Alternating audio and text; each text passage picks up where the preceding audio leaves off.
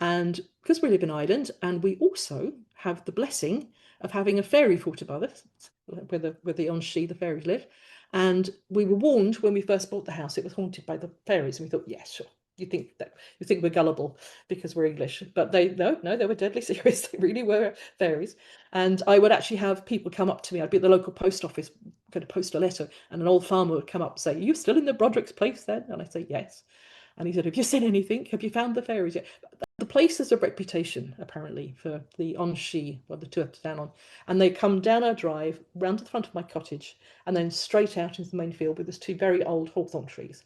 And we were told never to cut them down and never to damage them and never to block the path. So we thought, well, okay. And they say the big thing you say is do not ever build on the west.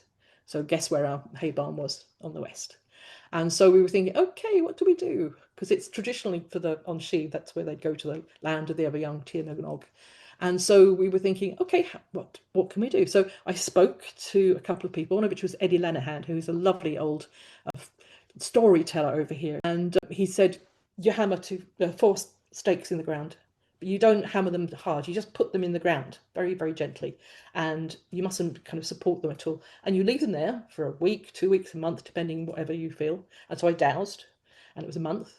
And so we left them. And he said, if even one of them falls over, they're saying you can't build there.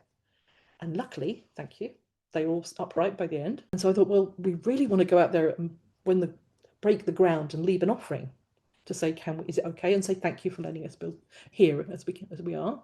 And so the weather forecast was appalling, and I thought, oh, we're going to have to go in galoshes and wetsuits. But I asked politely, and the sun came out. As you can see, the rain stopped, the sun came out. We had a whole hour of perfect weather, completely unexpectedly. So we both came out, and as minute we finished and we said thank you, the rain just rolled back in. It was the spookiest thing ever.